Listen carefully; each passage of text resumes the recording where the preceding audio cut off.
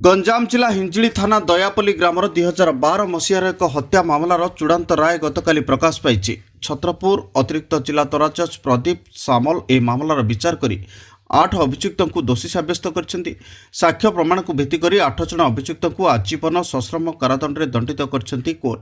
अन्य पक्षरे साक्ष्य प्रमाण अभाव अन्य 15 जन अभियुक्त निर्दोष रे खलास होइछन्ती।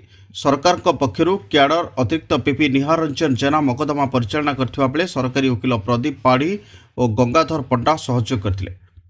मोर नाम निहार रंजन जेना, मु छत्रपुर एडीजे कोर्ट रे एडिशनल पीपी भाबे कार्यरत करे।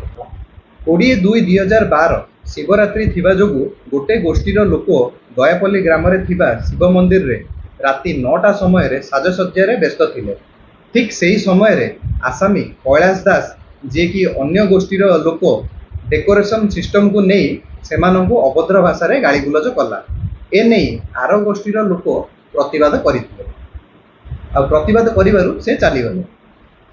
तापर दिन सेही घटना को केंद्र करी 21/2/2012 सकाळ 8:30 समय रे दुब पीतांबर, साला देवराज, साका पीतांबर ए 3 जण ताको खळारु फेरुथिबा समय रे शिव मंदिर निकट रे लुचिकी थिबा आसामी माने जे कि कैलाश दास, दशरथी दास, सदानंद दास, अलेख दास, अभि दास, कालू दास, रिंकू दास और अमीन दास दलबद्ध भावे मिसिकी सेमानंकु खंडा, काटी एवं ठेंगा द्वारा मारणात्मक आक्रमण कले।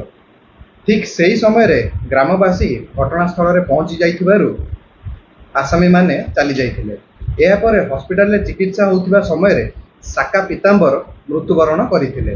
एनै दुब पीतांबर पुलिस रे एफआईआर देइथिले। आज मान्यवर एडीजे श्री प्रदीप कुमार सामल सारंग कोर्ट रे मकदमा रे एही मकदमा रे 14 जन साक्षी बयान को भित्ति करी आसामी मानकु आजीवन कारादंड रे दंडित करागला एवं प्रत्येक को 6000 टंका लेखाए जोरिमाना। गंजाम छत्रपुर प्रशांत कुमार महाराणा को रिपोर्ट, तेज ओडिशा।